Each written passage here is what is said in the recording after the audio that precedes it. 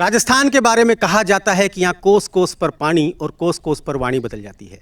धोती बांधने का ढंग बदल जाता है तो पगड़ी का रंग बदल जाता है।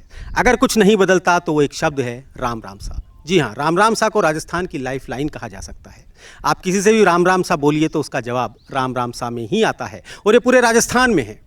और ऐसा ही एक कार्यक्रम राम राम सा हम आप लोगों के लिए लेकर आते हैं, जिस कार्यक्रम में हम बताते हैं किसानों को ऐसे ऐसे बातें बताते हैं, ऐसी ऐसी नॉलेज बताते हैं, ऐसे ऐसे ज्ञान बताते हैं जिससे कि उनकी खेती में उन्हें आसानी हो जाती है। और ये सबसे बड़ी बात कि उनकी आमदनी बढ़ाने का एक बहुत अच्छा तरीका है राम राम सा, जहाँ से वो ज्ञान अर्जित कर सकते हैं, जहाँ पर हम ऐसे किसानों को भी लाते हैं जिन्होंने नवाचार किया है, जिन्होंने अपने अपने खेतों को प्रयोगशाला बना लिया है। ऐसे ही कार्यक्रम में आज हम आए हैं IHITC, जहां पर किसानों को ट्रेनिंग दी जाती है, जहां पर किसानों को नई खेती, जो नई तरह की खेती है, उसके लिए प्रशिक्षण दिया जाता है। और आज यहां पर आए हुए हैं कोटा और चित्तौड़गढ़ से कुछ ऐसे किसान जो कि यहां पर प्रशिक्षण लेने के लिए आए हुए हैं। 1 महीने के लिए यहाँ ठहरे हुए हैं, कौशल विकास के प्रशिक्षण ले रहे हैं, खेती का प्रशिक्षण ले रहे हैं और भी बहुत कुछ ऐसी चीज़ों के बारे में जान रहे हैं जिससे कि वो खेतों में जाकर उनका प्रयोग कर सकें और अपनी आमदनी को बढ़ा सकें, खेती को एक नए तरीके से कर सकें। आज उन्हीं लोगों के साथ हम लोग हैं। हमारे साथ एक तरफ कोटा के किसान बैठे हैं, एक तरफ चित्तौड़गढ़ के किसान बैठे हैं और साथ में हमारे साथ आज 2 एक्सपर्ट्स हैं जो कि IHITC से ही हैं। सबसे पहले मैं आपका उनका परिचय कराऊं। सत्यनारायण चौधरी जी हैं जो कि चीफ ट्रेनर हैं, किसानों को सिखाते हैं किस तरह से पॉली हाउस लगाया जाए, किस तरह से मॉडर्न खेती को अपनाया जाए, किस प्रकार से आगे बढ़ने के लिए इस जमाने के साथ कदम ताल की जाए। उन्हीं के साथ में हमारे साथ सुमित जी हैं जो कि क्रॉप सुपरवाइज़र हैं। वो भी किसानों को यही मदद करते हैं कि आप किस प्रकार से अपनी फसलों को उगाएं, किस प्रकार से फसलों में नयापन लाएं जिससे कि आप कुछ अलग कर सकें, कुछ अलग कमा सकें। आज हम इन दोनों से बात करने जा रहे हैं और मेरे साथ बहुत सारे मेरे किसान भाई हैं। हम सब मिलकर सत्यनारायण जी से और सुमित जी से पूछेंगे कि क्या होती है विदेशी सब्जियां। जी हाँ, विदेशी सब्जियां आपको बहुत आकर्षित करती हैं। सब्जी मंडी में भी जाते हैं तो विदेशी सब्जियों का अलग भाव होता है, वो एक अलग तरह से सजाई गई होती हैं और उनकी वाकई में बहुत सारी मांग भी है। लेकिन चाहे देशी हो चाहे विदेशी हो, सब्जियाँ इसी ज़मीन में उगती हैं और सब्जियों को उगाते हैं हमारे किसान भाई। तो आइए आज का कार्यक्रम शुरू करते हैं और आपको बताएंगे कि किस प्रकार से हम विदेशी सब्जियों को उगा सकते हैं, किस प्रकार से इन विदेशी सब्जियों से हम अपनी आय को बढ़ा सकते हैं। सत्यनारायण जी, सबसे पहले आप ही के पास आऊँगा। विदेशी सब्जियां हमने बोल तो दी, पर कौन कौन सी ऐसी सब्जियां हैं जिन्हें आप विदेशी सब्जियां मानते हैं जो कि इन दिनों में हिंदुस्तान के बाजार में रौनक बढ़ा रही हैं? सबसे पहले देश प्रदेश और आप सभी को जो है मेरी तरफ से राम राम सा। हम यहाँ पर सभी इकट्ठे हुए और विदेशी सब्जियों के ऊपर उनको कैसे उगाया जाए इसके ऊपर बात करने के लिए एकत्रित हुए। आपको बताना चाहूँगा कि जो रेड कैबेज है, ब्रोकोली है, पार्सले है, सैलरी है, एस्पेरेगस है, लेट्यूस है और आपका जो है लीक करके है, ये सारी विदेशी सब्जियों के अंतर्गत आते हैं। हम इतने दिनों तक जो है गोभी के ऊपर जा रहे थे, हम जो है गाजर और मूली कर रहे थे, लेकिन लोगों का रुझान अब ऐसा आ गया कि लोग फास्ट फूड के ऊपर जाने लग गए, हाई टेक की बात करने लग गए। तो हम यहाँ पर आज की तारीख में broccoli, red cabbage, Brussels sprouts, इन चीज़ों के ऊपर आने लग गए और हम कोशिश ये करते हैं कि हमारी दूसरी सब्जियों के साथ में इनको उगाया जाए, क्योंकि इनका भाव अच्छा मिलता है, हमारे को यहाँ पर मुनाफा ज़्यादा हो सकता है। इसलिए इन सब्जियों की तरफ जा करके इनको करें, अच्छा पैसा हम यहाँ पर कमा सकते हैं। सत्यनारायण जी, आपने विदेशी सब्जी शब्द बोला। जैसे ही विदेशी शब्द किसी चीज़ के साथ लग जाता है तो एक बात दिमाग में आती है कि शायद इसे उगाने का कोई अलग तरीका होगा, शायद इसे उगाने के लिए ज़मीन अलग तरह की होनी चाहिए, शायद इनको उगाने के लिए किसी ट्रेनिंग की ज़रूरत पड़ती है, या इनको उगाने के लिए किसान को कुछ ज़्यादा पढ़ाई करनी पड़ती है। क्या ऐसा है? जी सर, ऐसा है सर। जितने भी हमारी क्रॉप्स है वो अलग अलग जगह पैदा हुई है। जैसे हम यहाँ पर ब्रोकोली की बात करते हैं तो ये इटली के अंदर सबसे पहले पैदा हुआ था। इटली से ये जो ब्रोकोली है उठ करके अपने यहाँ पर आई और इसको जो हमने दूसरा नाम दिया ब्रोकोली। ब्रोकोली दे करके हम इसको उगाने लगे। फिर बात ये आई कि ये बड़ा नाजुक फसल है तो हम इसका थोड़ा तरीके से जो है केयर करें। हम इसके बीज को डायरेक्ट ज़मीन के अंदर नहीं डालें, उसको प्लास्टिक की ट्रे के अंदर नारियल का बुरादा, और नारियल का जो बुरादा जिसको कोकोपीट बोला जाता है, वो भी फॉर्मल्डिहाइड नाम की दवा से उपचारित करके और एक ट्रे में 1 किलो नारियल का बुरादा डाल के जगह बना करके और वहाँ पर जो है इसको उगाया जाता है। फिर इसको ट्रांसप्लांट किया जाता है। उसमें भी ध्यान ये रखा जाता है कि जो ज़्यादा गर्म एरिया है उसके अंदर जो है हम बाहर ओपन में नहीं करें, हम जो है सर्दी के टाइम में ओपन में कर सकते हैं, लेकिन मैक्सिमम जो है पॉली हाउसेज के ऊपर जाएं तो अच्छा मुनाफा हमारे को दे जाती। सत्यनारायण जी, एक छोटा सा सवाल मेरे किसान भाई भी आप बहुत सारे सवाल अपने अपने डाउट्स लेकर बैठे हैं, वो भी आपसे सवाल पूछेंगे। उससे पहले एक पूछना चाहता हूँ, आपने कैप्सिकम को भी विदेशी सब्जियों में रखा है, पर उसका नाम तो शिमला मिर्च है। फिर वो जब शिमला तो हमारे हिंदुस्तान में, उसे विदेशी सब्जी क्यों कहा जाता है? बिल्कुल, विदेशी सब्जी इसलिए बोल दिया गया सर उसको कि उसको जो उगाने का तरीका है उसमें काट छांट करनी होती है, और इसका जो बीज बना है वो उधर से बना है। शिमला मिर्ची यानी कि बड़ी साइज का हो गया, उसमें रेशा कम है, उसके अंदर चरपराहट नहीं है, हम उसको टमाटर की तरह खा सकते हैं। वो बड़ी साइज का होगा, एक मिर्ची का साइज अपना आधा किलो हो सकता है, 400 ग्राम हो सकता है। और उसके भाव की बात करते हैं तो अपने को वहाँ पर 100 रुपये किलो या 120 रुपये किलो के हिसाब से वो मिल सकता है। जबकि हमारा जो देसी मिर्ची है उसका इतना भाव अपने को नहीं मिलेगा। हमारी मिर्ची में चरपराहट ज़्यादा होगी, उसमें नहीं होगी। हमारी मिर्ची में रेशा ज़्यादा होगा, उसके अंदर इतना रेशा नहीं होगा। हमारी मिर्ची 3 महीने के लिए चलेगी, वो 9 महीने तक लगातार चलेगी। किसान ने एक बार इसको लगा दिया, 9 महीने तक चिंता करने की ज़रूरत नहीं है। वो कंटिन्यू उसके अंदर कल्चरल प्रैक्टिसेज करता रहे और जो है अच्छा मुनाफा कमाता रहे। सुमित जी, आपसे सवाल पूछना चाहूँगा। मान लिया कि शिमला मिर्च तो विदेशी है, पर उसका नाम शिमला मिर्च है। ये जितनी भी सब्जियां सत्यनारायण जी ने बताई, क्या ये सब सिर्फ पॉली हाउस के द्वारा हो सकती है या ओपन में भी की जा सकती हैं? सबसे पहले तो सभी देशवासियों को मेरा नमस्कार। जैसा कि आपका क्वेश्चन है भाई, ये सब्जियां पॉली हाउसेज में हो सकती है या बाहर भी हो सकती है।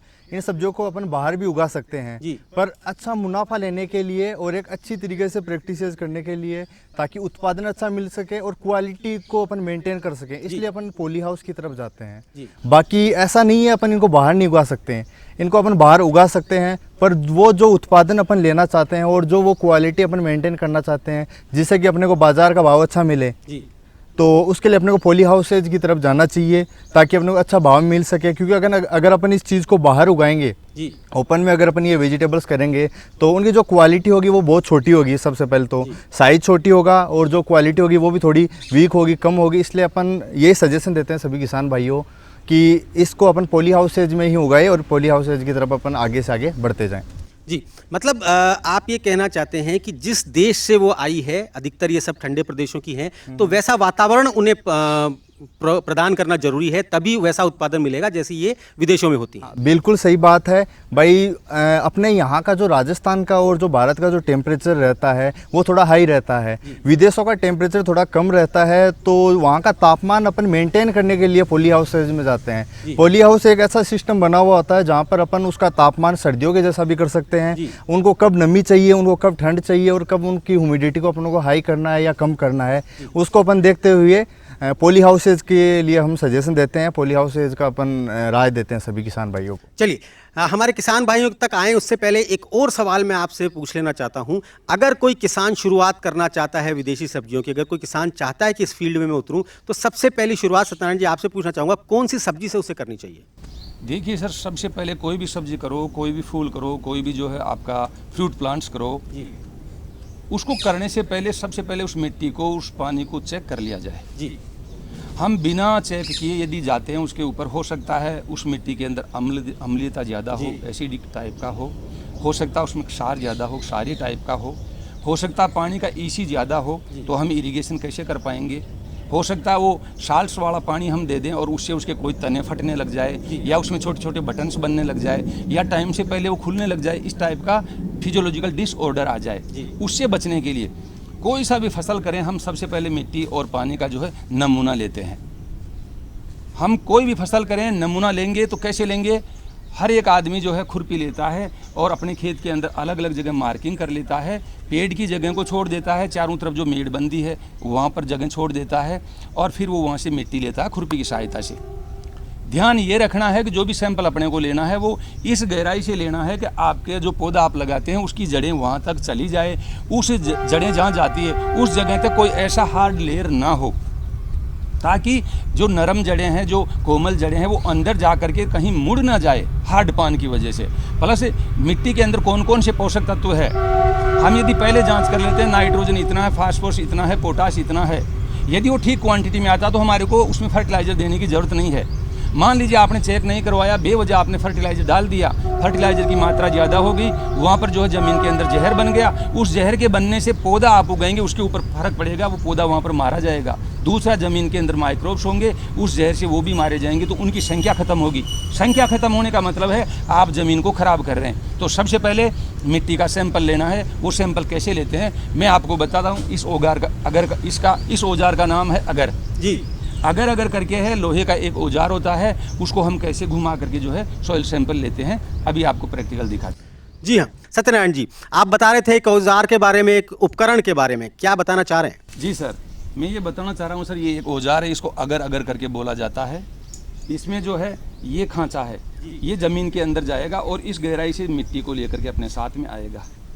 इसका मतलब ये हुआ कि आप जो भी पौधा यहाँ पर ज़मीन के अंदर लगाएंगे उसकी जड़ें यहाँ तक जाएगी। इससे पता चल जाएगा हमारी ज़मीन के अंदर क्या क्या चीज़ें हैं, कैसी है। तो सही तरीका ये रहता है, लोग खुरपी से करते हैं। मैं इसको यहीं पर रख देता हूँ। थोड़ा सा मैं जो है यहाँ से मिट्टी को जैसे साफ़ सुथरा कर लेता हूँ, इसको मैं यहाँ पर रखता हूँ और मैं इसको इस हिसाब से घुमाता हूँ। ये ज़मीन के अंदर जो है जाता रहेगा और ये जो है इसके अंदर मिट्टी भर जाएगी। तो ये इस हिसाब से करते हुए ठेठ ज़मीन के अंदर चला जाएगा और उसको अपन उठा करके लेके आएंगे। मैं आपको दिखाने के लिए इसको वापस निकाल लेता हूँ। हालांकि मुझे यहाँ तक इसको भरना था, ऊपर तक, लेकिन ये दिखाने के लिए कि ये मिट्टी आ रही है, ये मिट्टी आ रही है। ये मिट्टी इस खेत का पूरा ये बताएगी कि इसमें कितने पोषक तत्व है, कितने नहीं है। इस सारी मिट्टी को हम अलग अलग जगह से सैंपल लेकर के एक पॉलीथीन के ऊपर इकट्ठा करेंगे, फिर उसका जो है एक ढेरी बनाएंगे और ऊपर से हाथ घुमाते हुए उसके 4 हिस्से करेंगे। 2 आमने सामने के हिस्से हटा देंगे और 2 हिस्सों को रखेंगे। ये काम तब तक करेंगे जब तक हमारे पास में आधा किलो मिट्टी नहीं बच जाए। इसको बोलते हैं मिट्टी का नमूना लेना। अब मैं मिट्टी का नमूना ले लिया, इस पानी की मेरे को जो है इस मिट्टी का मेरे को जाँच करना है। तो मेरे पास में क्या होगा, एक जैसे बीकर होगा, उसके अंदर पानी होगा और मैं जो मिट्टी लेता हूँ उस मिट्टी को मैं उसके अंदर जो है डाल देता हूँ। इसको मैं घोल लेता हूँ, किसी भी चीज़ से घोल लेता हूँ। और मेरे पास में एक इंस्ट्रूमेंट है जिसका नाम है पीएच मीटर। इस पीएच मीटर को मैं यहाँ से खोलता हूँ, नीचे की तरफ नोब लगा हुआ है, इसको मैं यहाँ से ऑन करता हूँ। यहाँ पर रीडिंग आ गया है और मैं घोलने के बाद में इसको यहाँ पर डालूँगा। इसके अंदर काफ़ी देर तक घोलने के बाद में, आधा घंटा 1 घंटा घोल करके छानने के बाद में डालूंगा, तो ये मेरा रीडिंग आएगा। अभी इसका मेरा रीडिंग आ रहा है 9.6, 5, 7 ऐसे करके, यानी कि ये धीरे धीरे अपना 7 के आजू बाजू लगभग थोड़ी सी देर के अंदर आ जाएगा। 7 से नीचे जाता है या 7 से ऊपर रहता है, वो हमारा एग्जैक्ट रीडिंग होगा। जब भी आप ये सैंपल का रीडिंग लेते हैं, इसको आप जो है झाड़ करके और वापस सही तरीके से उसको साफ करके और रख दें। ये हमारी मिट्टी जो है उसका पीएच आ गया। यदि आप इसी मिट्टी का जो है ईसी लेना चाहते हैं, ईसी यानी विद्युत चालकता, इसमें साल्ट्स की मात्रा कितनी है, तो इसी हिसाब से दूसरा औजार है जिसको ईसी मीटर बोला जाता है। इसको भी हम जो है इसके अंदर डालते हैं और ये मिट्टी का ईसी दशा देता है। ध्यान क्या रखना है कि मैंने इस बीकर के अंदर ये पानी लिया हुआ है। ये पानी साधारण पानी नहीं है, ये डिस्टिल वाटर है, आश्रित जल है। यदि आप साधारण पानी ले लेते हैं, उसके अंदर मिट्टी को डालते हैं, तो आपके मिट्टी का ईसी और पीएच नहीं आएगा, वो आपके उस पानी का आ जाएगा। तो मैंने डिस्टिल वाटर ले लिया जिसका पीएच 7 है और उसके अंदर मिट्टी डाली, तो मेरा जो पीएच आएगा, मेरा जो ईसी आएगा, वो मिट्टी वाला आएगा। इस हिसाब से तरीके से आप काम करके आगे बढ़ते हैं तो बहुत अच्छा होगा। क्यों? क्योंकि हम विदेशी सब्जी की यहाँ पर बात कर रहे हैं, हमारे को यहाँ पर अच्छा प्राइस उसका मिलने वाला है। हमें अपने घरों के ऊपर जो है ये इस टाइप के 2 औजार है वो रखना चाहिए। आपके पास मान लीजिए दोनों औजार नहीं है, कोई बात नहीं, एक लिटमस पेपर आता है, ये लिटमस पेपर है। इस पेपर के अंदर से जो है एक अपन जो है स्ट्रिप निकालेंगे और उसको इसके अंदर डालेंगे। उस पर लिखा हुआ है 7 पीएच पर कौन सा रंग होगा, 6 पर कौन सा होगा, 5 पर कौन सा होगा, तो इससे कर सकते हैं। लेकिन ये पुरानी पद्धति हो गई, हम इससे आगे निकल चुके। आज की तारीख में ये आ रहा है। हम अभी बात कर रहे हैं हाईटेक हॉर्टिकल्चर, उच्च तकनीकी बागवानी की। उच्च तकनीकी बागवानी के अंदर ऐसी चीज़ें रखो जहाँ पर एक्यूरेट आपका रीडिंग आ जाए, ताकि आप जो फसल करो उसकी जो ज़रूरत है, जो डिमांड है, उसके अनुसार जो है आप कर सको। सत्यनारायण जी, हमारे किसान रूबरू होना चाहते हैं आपसे, कोई सवाल आप लोगों का? सर, हमें सभी साथियों को राम राम। और हमारे मिट्टी की जांच कहाँ पे करवाएं, कैसे करें? जी बिल्कुल, बहुत शानदार क्वेश्चन आपने पूछा। अपने लोगों को क्या ये पता नहीं रहता कि मैं मिट्टी का जांच कहाँ करवाऊँ, हॉर्टिकल्चर में करवाऊँ या एग्रीकल्चर में करवाऊँ। तो अपना जो प्रयोगशालाएँ हैं जितनी भी अलग अलग जिलों के अंदर, अपने कोटा के अंदर भी है, चित्तौड़ के अंदर भी है, तो मृदा परीक्षण प्रयोगशाला के नाम से अपना लेबोरेटरीज रहता है डिपार्टमेंट ऑफ एग्रीकल्चर के तहत। उसमें आप जाएंगे, मिट्टी का नमूना कैसे लेना है उस हिसाब से लेना है। पानी का नमूना बोरिंग चला करके मोटर वगैरह आपका जो भी है उसमें से 1 बोतल लेना है, और आधा किलो मिट्टी जो टोटल सैंपल लिया था उसमें से आधा किलो मिट्टी, पानी का 1 बोतल, दोनों को लेबोरेटरी के अंदर आप दोगे और क्या बोलोगे कि मेरे को मिट्टी का जितने पोषक तत्व है उन सब का जाँच करवाना है। Nitrogen, phosphorus, calcium, magnesium, sulphur, Fe, Mn, Zn, CuCl, MoB 16 पोषक तत्व सबकी जांच कर दो। इसको ज़रूरत है कि नहीं, धरती माता को यदि ज़रूरत है तो मैं पोषक तत्व दूंगा, ज़रूरत नहीं है तो मैं इसको ख़राब नहीं करूंगा। और ऐसे ही पानी का भी जो है आप EC और pH चेक करवा लें। लगभग 10 रुपये के आसपास आपका जो है उसका चार्ज लगेगा। 5 से 7 दिन के अंदर आपको रिपोर्ट तैयार करके दे दिया जाएगा, उसके मुताबिक काम करो, बहुत शानदार आपका फसल होगा। जी, एक और किसान हमारे यहाँ आपसे बात करना चाहते हैं। जी, मैं लटूर लाल सुमन, कोटा जिला, तहसील लाडपुरा, जिला कोटा से हूँ। मैं ये पूछना चाह रहा हूँ सर कि मिट्टी की जांच अगर अपनी 6.5 से 7.5 के अंदर है तो सही है, अगर वो कम बैठती है तो उसके बारे में हमारे को ये जानकारी नहीं मिल पाई आज दिन तक कि हम कौन सी फसल करें या नहीं करें, या वो हो सकती है या नहीं हो सकती। बिल्कुल, बहुत शानदार क्वेश्चन आपने किया कि मिट्टी का यदि pH कम है तो हम क्या करें, मिट्टी का pH ज़्यादा है तो हम क्या करें। pH कम हो गया इसका मतलब वो अम्लीय है, यानी कि 7 से कम की तरफ आपका आ गया, तो उस केस के अंदर आपको क्या डालना है, उस केस के अंदर आपको चूना डालना है। वो डालते उसमें कैल्शियम है, कैल्शियम की वजह से क्या है आपका pH बढ़ जाएगा। मान लीजिए आपका ये डाउन नहीं है, आपका ज़्यादा है, क्षारीय है, तो इसका मतलब क्षारीयता को कम करना है तो उस केस में आपको जिप्सम डालना है। ऐसी मिट्टियों को बोलते हैं प्रोबेबिलिटी, यानी समस्याग्रस्त मिट्टियाँ, समस्याग्रस्त मृदाएं। उन मिट्टियों का अपने को जांच करवा करके जैसे ये समस्या आती है जिप्सम का और चूने का प्रयोग करके उनको सुधार करके फिर अपने को खेती के ऊपर जाना चाहिए।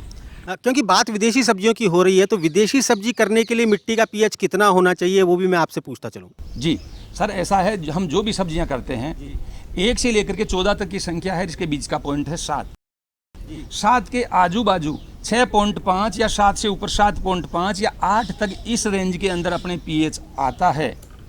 इसका मतलब है ज़मीन में जो भी पोषक तत्व है उनके लिए फेवरेबल कंडीशंस, आदर्श दशाएं बनी हुई है। पौधा सारे पोषक तत्वों को एक ठीक अनुपात के अंदर खींचेगा। मैंने यहाँ पर वर्ड बोल दिया ठीक अनुपात।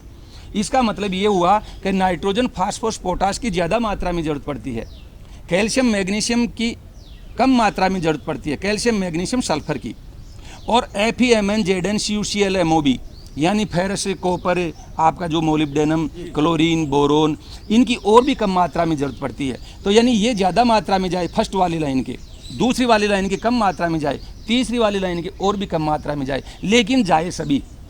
कैसे? आपने आटा गूंद लिया, उसके अंदर नमक नहीं डाला, टेस्ट नहीं बैठेगा। आटा ज़्यादा था, नमक थोड़ा सा था, लेकिन थोड़ा सा नमक डालते ही आपके उसमें टेस्ट बैठ गया। ऐसे ही सारे पोषक तत्व संतुलित अनुपात में यदि जाते हैं तो प्लांट बहुत बढ़िया ग्रोथ करता है, अच्छा सा प्रोडक्शन आपको मिलता है। जी हाँ, इसीलिए चीफ ट्रेनर हैं, क्योंकि समझाने का तरीका बहुत अलग है सत्यनारायण जी का। सुमित जी, मिट्टी की बात तो हो गई, पानी भी अलग अलग होता है, हर गांव का पानी अलग होता है, हर क्षेत्र का पानी अलग होता है। उसकी क्या किया जाए, उसकी जांच कैसी की जाए, या उसका भी क्या फ़र्क पड़ता है विदेशी सब्जियों पे? जगह का बिल्कुल फ़र्क पड़ता है। कुछ जगह का पानी साल्ट वाला होता है, कुछ जगह का पानी एकदम जो एक्यूरेट अपना होना चाहिए वो होता है। तो इसके लिए जैसा कि सर ने बताया, अपने जो पास के जो केंद्र होते हैं, जो सेंटर होते हैं, जो कृषि परीक्षण करते हैं अपने, वहाँ जाकर अपन ये जांच करवा सकते हैं। पर बाकी अगर पानी उसके लिए सूटेबल नहीं है तो हमारे ख्याल से वहाँ खेती करना उचित नहीं रहेगा। सबसे पहले अपने को ये चीज़ देखनी चाहिए कि वहाँ की मृदा अच्छी है या नहीं उस फसल के लिए, और वहाँ का जो पानी है वो उस फसल को सूट करेगा कि नहीं करेगा। क्योंकि अगर पानी साल्ट वाला हुआ तो वहाँ पर पपड़ियाँ जम जाएगी, पहली बात तो ज़मीन पूरी ख़राब हो जाएगी। दूसरी बात, जो पौधे का जो ग्रोथ है वो भी नहीं हो पाएगी, और प्रोडक्शन है अपन कोशिश कर सकते हैं पर उत्पादन वहाँ आपको नहीं मिल पाएगा। तो हमारा सजेशन यही है कि आप उस क्षेत्र में खेती ना करें और ऐसा क्षेत्र चुनें जहाँ पानी का भी pH सही हो, और जो साल्ट है वहाँ का वो कंट्रोल में हो, और जो मृदा है वो बिल्कुल अच्छी हो। चलिए, एक और किसान है जो बात करना चाहते हैं आपसे। मारो नाम जो नवल किशोर सुमन, झालीपुरा, कोटा गोरा पड़ोसी। तो मु यहाँ आयो तो मन ये ली ये मैं साहब से आप पूछूँ कि बोगली जो हरी गोभी हो जी, मुँह का बारे में बताओ मारा दाएँ जो मुँह मतलब मुँह के पौध का बारे में, लगावा का बारे में थोड़ी जानकारी, और कोटा जिला में वो 9 भैया इनका बारे में बता। बिल्कुल बिल्कुल, बहुत बढ़िया प्रश्न नवल जी आपका। आपने जो शुरुआत अपने को कैसी करनी है, पौध अपने को कैसे तैयार करनी है, ऐसा क्वेश्चन पूछा है। तो इसके लिए सबसे पहले अपने को क्या चाहिए होगा, अपना जो पारंपरिक जो तरीका है खेती करने का, पौध तैयार करने का, मिट्टी में अपन पहले पौध तैयार करते थे। अभी जो अपन पौध तैयार करते हैं वो पॉट ट्रे में करते हैं। प्लास्टिक की एक ट्रे आती है, उसको अपन मार्केट प्लेस से सबसे पहले अपने को उसको ख़रीदना पड़ेगा। उसका जो आपका प्राइस रहेगा वो लगभग रहेगा 16 रुपये से 18 रुपये तक। वो आपको ख़रीदने हैं। उसमें 98 छेद आते हैं। 98 छेद के अंदर अपने को वो पौध तैयार करनी है। तो इसको तैयार करने के लिए सर ने बताया एक तरीका होता है, कोकोपीट से अपन इसको तैयार करते हैं। तो अपना जो पहला जो सवाल है वो ये है, कोकोपीट क्या होता है, कोकोपीट को अपन तैयार कैसे करें, ट्रे में अपन क्या क्या भरें।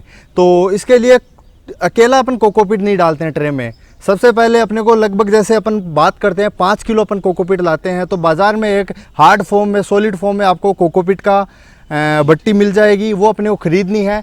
फिर उसको अपन को पूरी रात पानी में भिगो के रखना है, जिससे क्या कि वो कोकोपीट है वो फूल जाता है। मान लो अपन 5 किलो कोकोपीट लाए हैं तो वो कोकोपीट 4 गुना बढ़ जाएगा, उसमें पानी की मात्रा बढ़ जाएगी और वो कोकोपीट 4 गुना बढ़ जाएगा। जैसे मान लो 1 तगारी अपन ने कोकोपीट भिगोया है तो वो 4 तगारी कोकोपीट हो जाएगा। फिर अपनी अगली बात आती है उसमें अपन क्या क्या मिक्स करें पौध तैयार करने के लिए। तो वर्मी कंपोस्ट, केचुई खाद का नाम आपने सुना होगा। केचुई खाद में क्या करना है, अपने को 1 तगारी तो लेनी है कोकोपीट की, जो अपन ने भिगोया है उसकी। तो एक चीज़ का ध्यान जरूर रखना है, जो कोकोपीट अपन ले उसको बिल्कुल निचोकर पानी पूरा अपने को उसमें से निकाल देना है। उसके बाद अपने को वो कोकोपीट लेना है। 1 तगारी या 1 कुंडा जो होता है अपना एक कोकोपीट का हो गया, और उससे 4 गुना वो होगा वर्मी कंपोस्ट का, केचो की खाद का। 1:4 में अपने को वर्मी कंपोस्ट और 1:4 में अपने को कोकोपीट और वर्मी कंपोस्ट को लेना है। उसके बाद अपनी प्रॉब्लम जो आती है, अपन पौध उगाते हैं तो फंगस की प्रॉब्लम बहुत ज़्यादा आती है, वो पौधा जो ख़राब हो जाता है। इसके लिए अपन उस जो कोकोपीट का और वर्मी कंपोस्ट का जो अपन ने खाद तैयार किया है उसको अपन अच्छे से मिक्स करते हैं और उसमें कुछ फंजीसाइड अपन डालते हैं, जिससे कि उसको आगे फंगस से या फिर फफूंद से अपन उसको बचा सकें। इसके लिए बाविस्टिन नाम का और मेनकोजेब एंड कार्बेंडाजिब मिक्स करके अपन कुछ एक फंजीसाइड आता है वो उसमें अपन मिक्स करें अच्छे से, जिससे कि उसके फंगस की प्रॉब्लम बहुत कम आती है। फिर अपन आगे बात करते हैं बीज को कैसे लगाएं। जी हाँ, विदेशी सब्जियों को देशी लोग उगाना चाह रहे हैं, देशी पद्धति से उगाना चाह रहे हैं और देश के लिए उगाना चाह रहे हैं। इन भाव खाती सब्जियों से कुछ और कमाना चाह रहे हैं हमारे किसान। बढ़िया सेशन चल रहा है और हमारे किसान भाई कुछ पूछना चाह रहे हैं। सत्यनारायण जी आपके पास आते हैं हमारे किसान के जरिए, किसान युवा किसान के जरिए, जो कि आपसे कुछ पूछना चाहते हैं। सर मेरा नाम छगनलाल जाट है, चित्तौड़ जिले से हूँ।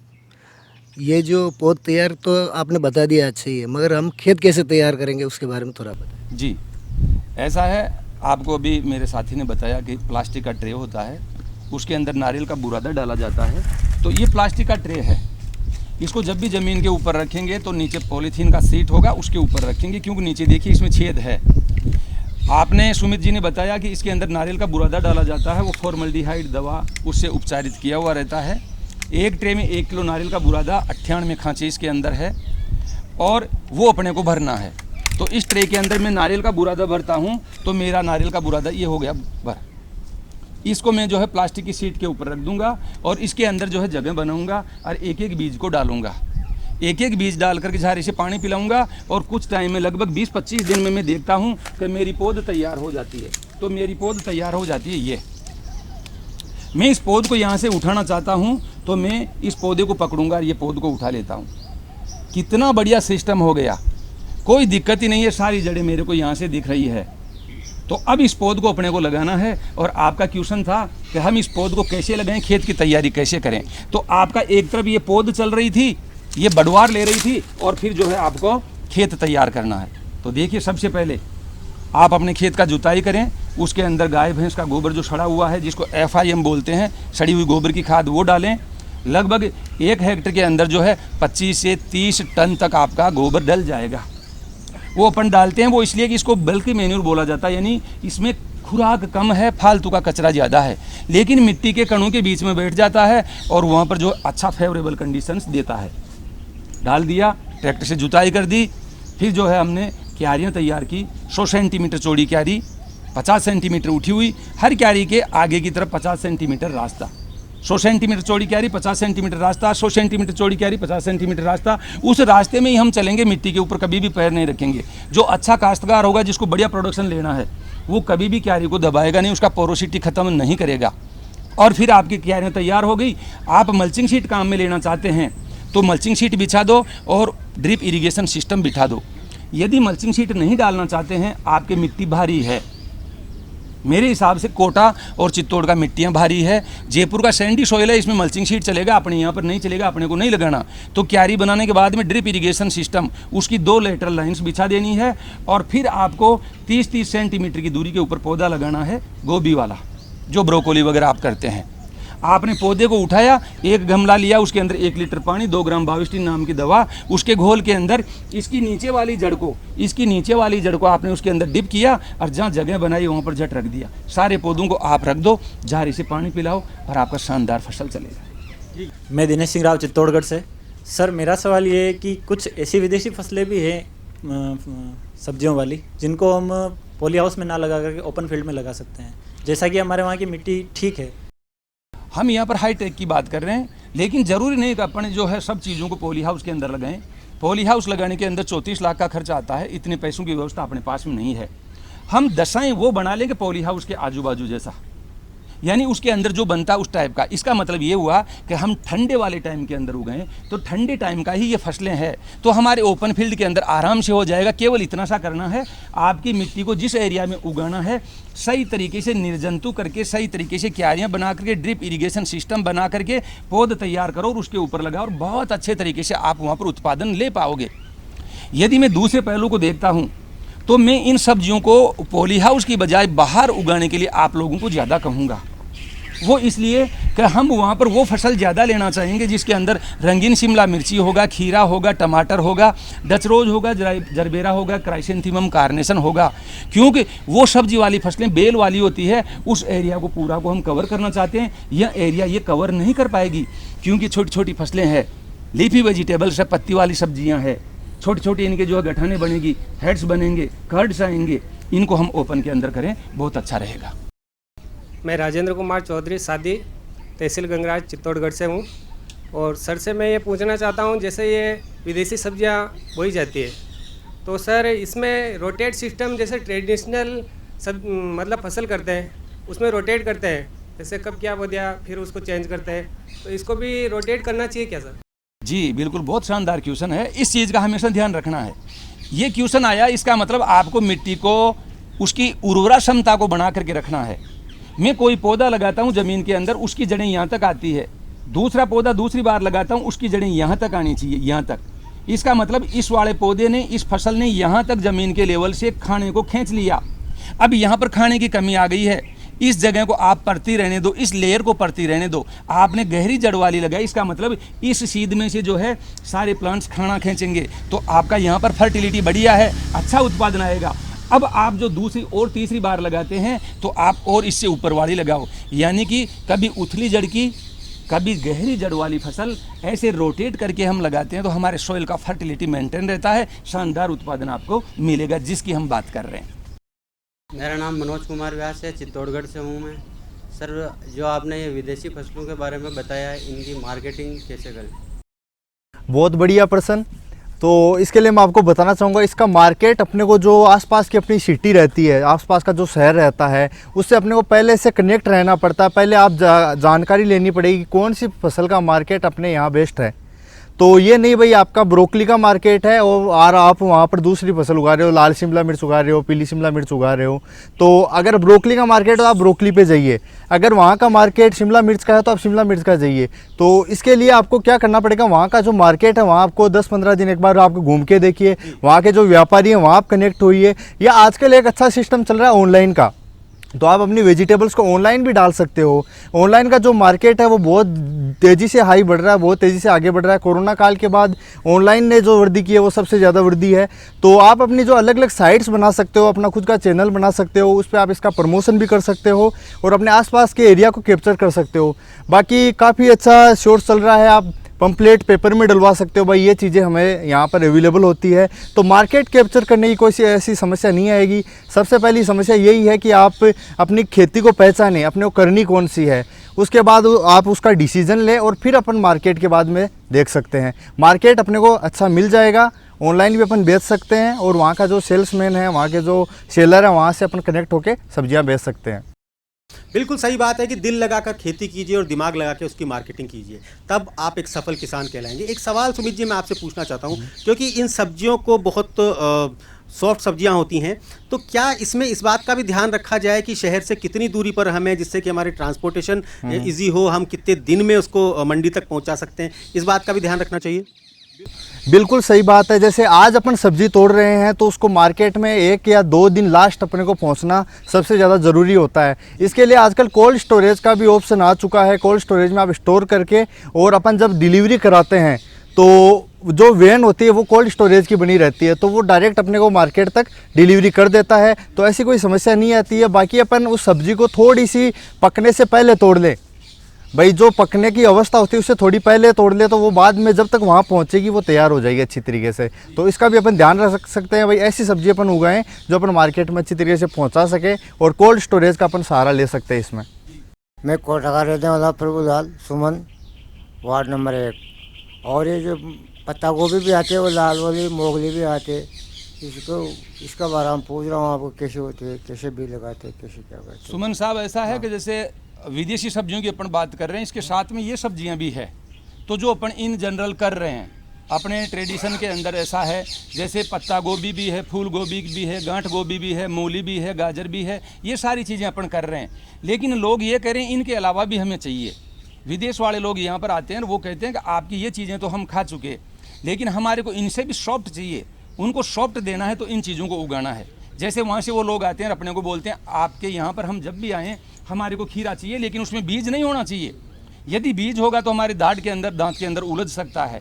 हमें सॉफ्ट चाहिए। आप टमाटर ऐसा उगाओ जो बिल्कुल बारीक हो, छोटा वाला हो, जिसको चाकू से काटना नहीं पड़े।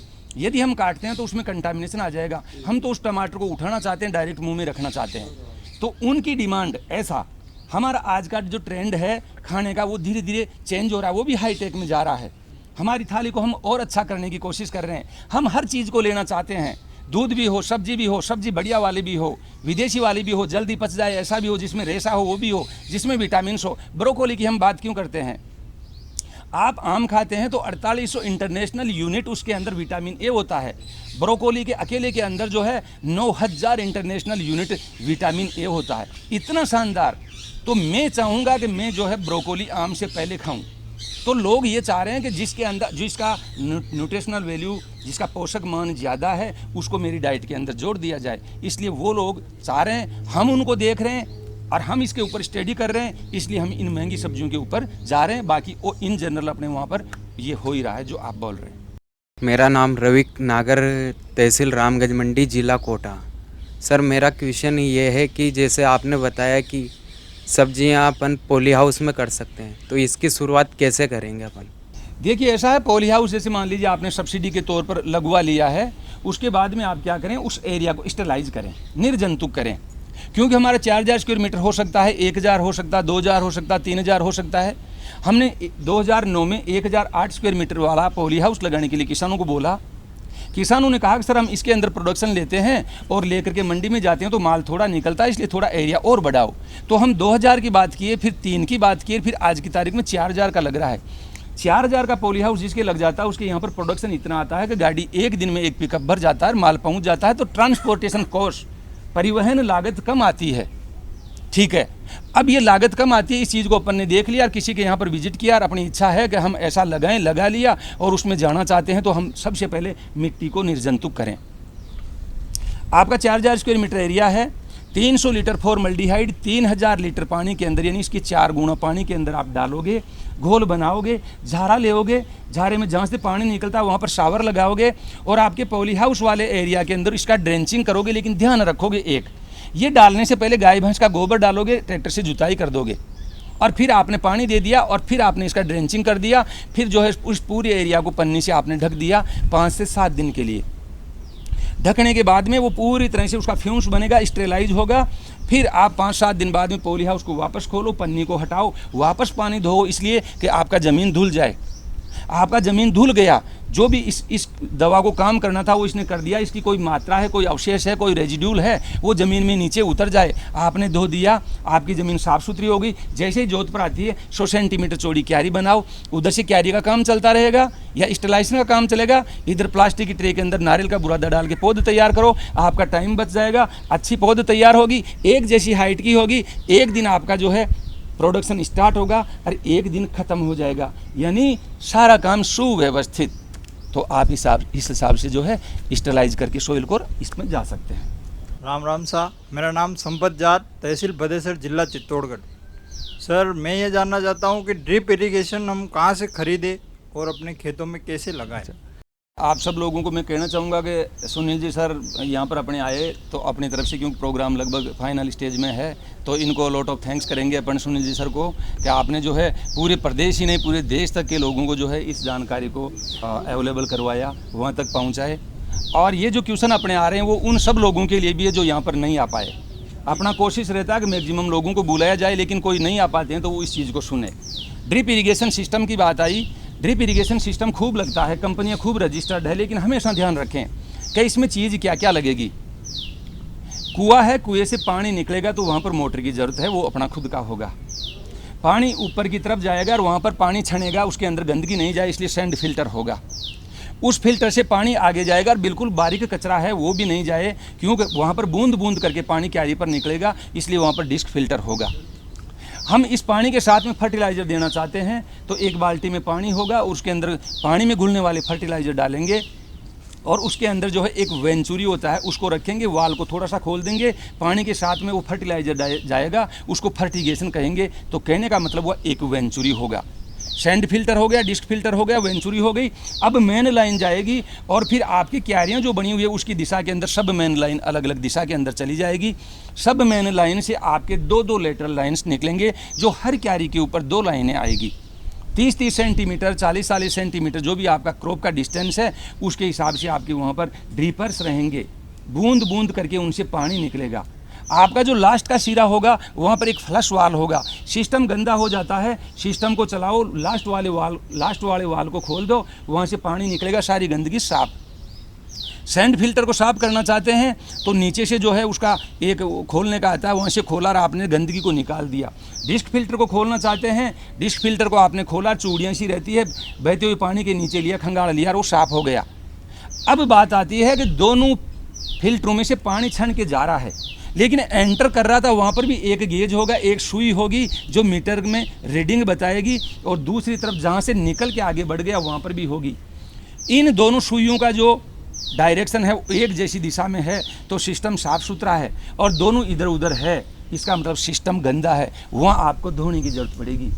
उस केस में आप सारे वाल्स वगैरह खोल दो, आपके जो एंड कैप्स है जहाँ पर लाइन पर डले हुए थे आपकी क्यारी के ऊपर उनको खोल दो, फ्लश वाल को उधर से खोल दो, सिस्टम को चलाओ, जो भी गंदगी सब निकल जाएगी। साधारण तरीका। दूसरे तरीके से आप साफ करना चाहते हैं, सल्फ्यूरिक एसिड आता है, बिल्कुल थोड़ा सा आप जो है घोल तैयार करो पानी के अंदर, ज़्यादा कंसंट्रेट नहीं रखना है, हल्का रखना है, और उसको जो सिस्टम को चलाओ और ध्यान ये रखो कि जैसे ही पानी की एक बूंद निकलने लगे ड्रीपर में से सिस्टम को ऑफ कर दो। आपने सिस्टम को ऑफ किया, इसका मतलब सारा माल वहाँ पर खींच करके पाइपों के अंदर भर गया है, रात भर पड़ा रहने दो, ये गल जाएगा। और अब जो है दूसरे दिन आपकी सारे जो पाइप्स है जिनके एंड कैप मुड़े हुए थे, जो फ्लश वाल था, उन सबको खोलो, सिस्टम को ऑन करो, जैसे ही पानी आएगा बाहर निकल जाएगा, क्यारी के ऊपर नहीं गिरेगा तो उससे पौधा आपका नहीं मरेगा। ऐसा करके आप जो सिस्टम को साफ़ सुथरा कर सकते हैं।